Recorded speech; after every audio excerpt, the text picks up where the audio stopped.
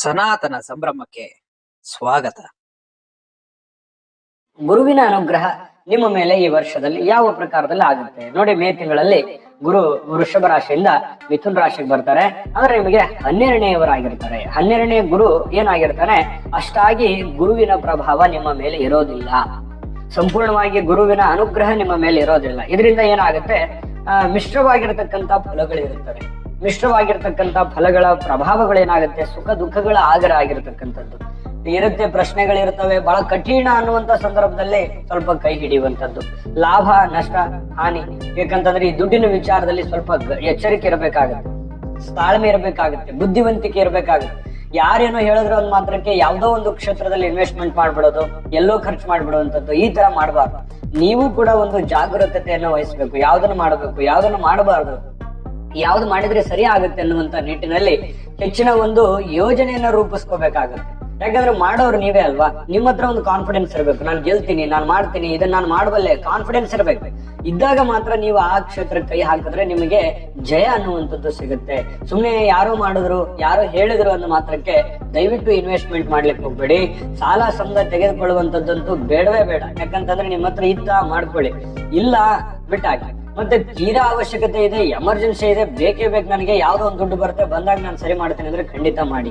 Unsecure ವ್ಯವಹಾರಗಳನ್ನು ಮಾಡ್ಲಿಕ್ಕೆ ಹೋಗ್ಬೇಡಿ. ಯಾರನ್ನೋ ನಂಬ್ಕೊಂಡು ದುಡ್ಡು ಇನ್ವೆಸ್ಟ್ಮೆಂಟ್ ಮಾಡ್ಬಿಡೋದು, ಯಾರಿಗೋ ನಂಬ್ಕೊಂಡು ಖರ್ಚು ಮಾಡ್ಬಿಡುವಂಥದ್ದು ಮಾಡ್ಲಿಕ್ಕೆ ಹೋಗ್ಬೇಡಿ.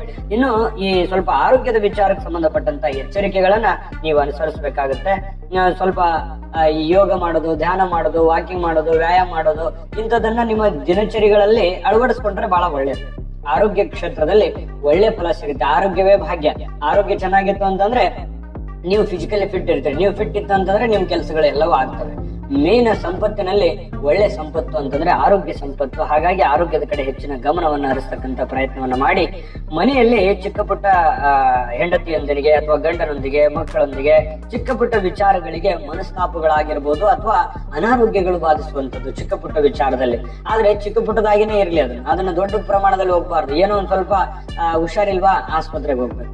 ಯಾವ್ದೋ ಒಂದು ಕದನ ಕಲಹಗಳಾಗ್ತಾ ಇದೆಯಾ, ಆಗಿಂದಾಗಿ ಅದನ್ನ ಸರಿ ಮಾಡ್ಕೊಂಡು ಮುನ್ನುಗ್ಗುವಂತ ಪ್ರಯತ್ನವನ್ನ ಮಾಡ್ಕೋಬೇಕಾಗತ್ತೆ. ಅಂದಾಗ ಮಾತ್ರ ನಿಮಗೆ ಒಳ್ಳೆ ಫಲ ಸಿಗುತ್ತೆ. ಮನೆಯಲ್ಲಿ ಸಾಧಾರಣವಾಗಿರತಕ್ಕಂತ ಒಂದು ನೆಮ್ಮದಿ ಇರುತ್ತೆ. ಸಹಜವಾಗಿರತಕ್ಕಂತ ಒಂದು ಜೀವನ ಸಹಜವಾಗಿ ಇರುತ್ತೆ. ಇನ್ನು ಸ್ವಲ್ಪ ಚಿತ್ತ ಚಂಚಲ ಮಂಚಲ ಆಗುತ್ತೆ. ಸದಾ ನಿರ್ಧಾರಗಳನ್ನ ರಿಟರ್ನ್ ತೆಗೆದುಕೊಳ್ಬಾರ್ದು. ಒಮ್ಮೆ ಮುಂದಿಟ್ಟಂತ ಹೆಜ್ಜೆ ಹಿಂದೆ ಹೋಗ್ಬಾರ್ದು. ಮುಂದಿಡೋದ್ಕಿಂತ ಮೊದಲೇನೆ 10 ಸಲ ಯೋಚನೆ ಮಾಡಿ. ಇದನ್ನ ನೀವು ಈ ವಿಡಿಯೋದಲ್ಲಿ ತಿಳ್ಕೊಬೇಕಾಗಿರುವಂತಹ ಬಹುಮುಖ್ಯವಾದ ಅಂಶ. ಇದ್ರ ಬಗ್ಗೆ ಈ ಗಮನ ಹರಿಸ್ಬೇಕು. ಅನವಶ್ಯಕವಾಗಿ ತಿರುಗಾಡೋದು ಬಿಡಬೇಕು. ಕೆಲಸದ ಕಡೆ ಹೆಚ್ಚಿನ ಸಮಯವನ್ನ ಕೊಡಬೇಕಾಗತ್ತೆ. ಸ್ವಲ್ಪ ವಿನಾಕಾರಣ ವ್ಯರ್ಥ ದುಡ್ಡನ್ನ ಖರ್ಚು ಮಾಡುವಂತದನ್ನ ಮಾಡಬೇಡಿ. ಒಳ್ಳೆ ಜನರೊಂದಿಗೆ ಮನಸ್ತಾಪ ಮಾಡ್ಕೊಳಕ್ ಹೋಗ್ಬೇಡಿ. ಅದನ್ನ ಹಾಗೆ ಸಂಬಂಧಗಳನ್ನ ಉಳಿಸ್ಕೊಳ್ಳೋದಕ್ಕೆ ಏನ್ ಬೇಕೋ ಅಷ್ಟು ಪ್ರಯತ್ನವನ್ನ ಮಾಡ್ಕೊಳ್ಳಿ. ಅನೇಕ ರೀತಿಯಿಂದ ಚಿಕ್ಕ ಪುಟ್ಟ ಸಮಸ್ಯೆಗಳಿರ್ತವೆ. ಶಾಂತಿ ಮತ್ತು ತಾಳ್ಮೆ ಅನ್ನುವಂಥದ್ದು ಬೇಕು. ವ್ಯಾಪಾರ ಉದ್ಯೋಗದಲ್ಲಿ ಇನ್ನೂ ಹೆಚ್ಚಿನ ಪ್ರಯತ್ನಗಳನ್ನುವಂಥದ್ದು ಬೇಕಾಗುತ್ತೆ. ಬಂಧು ಮಿತ್ರರು ಸಹಕಾರ ಕೊಡುವಂತ ಸಾಧ್ಯತೆಗಳು ಇರ್ತವೆ, ಅಥವಾ ಕೆಲವೊಂದು ಜನ ಸಹಕಾರ ಕೊಡದೇನೆ ಹೋಗ್ಬೋದು. ಮನ್ಸಿಗೆ ಬೇಜಾರು ಮಾಡ್ಕೊಳ್ಳೋದು ಬೇಡ.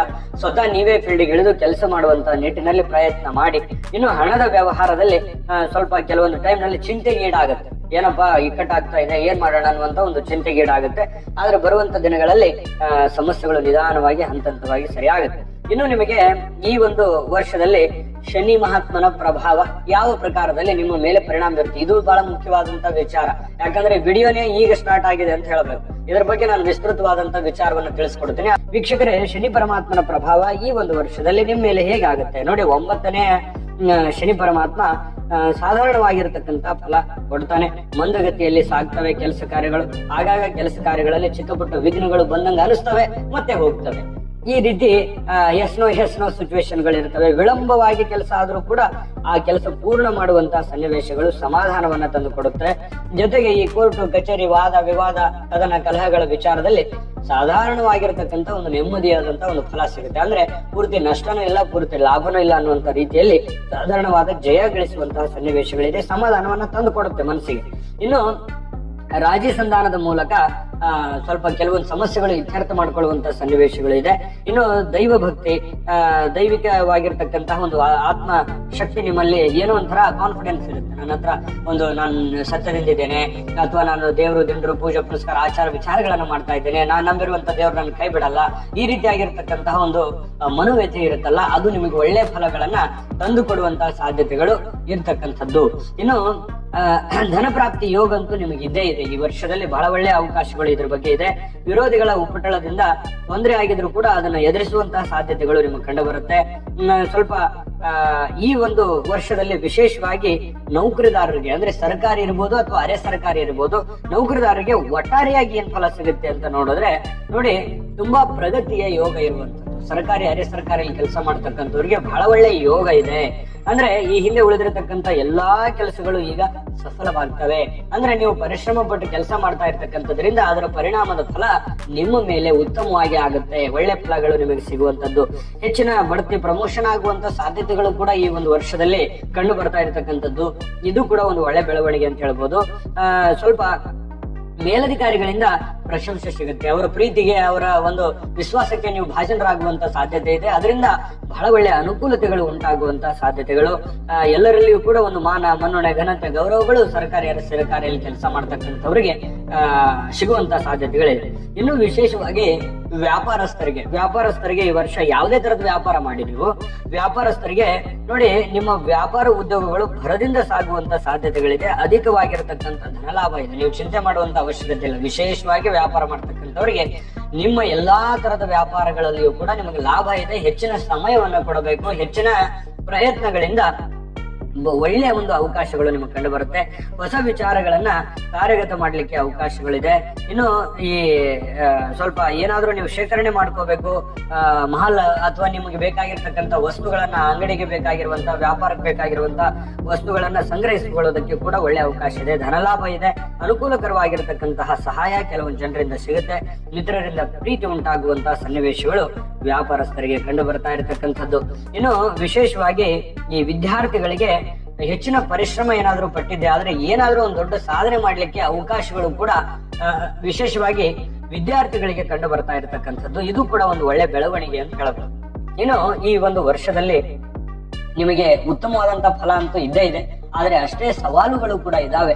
ಆ ಸವಾಲುಗಳನ್ನು ಸಮರ್ಥವಾಗಿ ನೀವು ನಿಭಾಯಿಸಿದ್ರೆ, ಈ ವಿಡಿಯೋದುದ್ದಕ್ಕೂ ಕೂಡ ಎಚ್ಚರಿಕೆಗಳನ್ನು ತಿಳಿಸಿದೀವಿ, ಅದನ್ನ ಫಾಲೋ ಮಾಡಿದ್ರೆ ಖಂಡಿತ ಒಳ್ಳೆ ಫಲ ಸಿಗುತ್ತೆ. ಇನ್ನು ನೀವು ತಿಳ್ಕೊಬೇಕಾಗಿರುವಂತದ್ದು ಏನಂತಂದ್ರೆ, ನಿಮಗೆ ಅಶುಭವಾಗಿರ್ತಕ್ಕಂಥ ಮಾಸ, ನಕ್ಷತ್ರ ಮತ್ತೆ ತಿಥಿ, ಯೋಗ ಯಾವುದು ಅನ್ನೋದ್ರ ಬಗ್ಗೆ ತಿಳಿಸ್ಕೊಡೋಣ. ಅದನ್ನ ತಿಳಿಸೋದಕ್ಕಿಂತ ಮುಂಚೆ ಈ ವಿಡಿಯೋ ನಿಮಗೆ ಉಪಯೋಗ ಆಗಿದೆ ಅಂತ ಭಾವಿಸಿದೀವಿ. ಉಪಯೋಗ ಆಗಿದ್ರೆ ಲೈಕ್ ಮಾಡಿ, ಶೇರ್ ಮಾಡಿ, ನಮ್ಮ ಚಾನಲ್ ಸಬ್ಸ್ಕ್ರೈಬ್ ಮಾಡ್ಕೊಳ್ಳೋದನ್ನ ಮರಿಬೇಡಿ.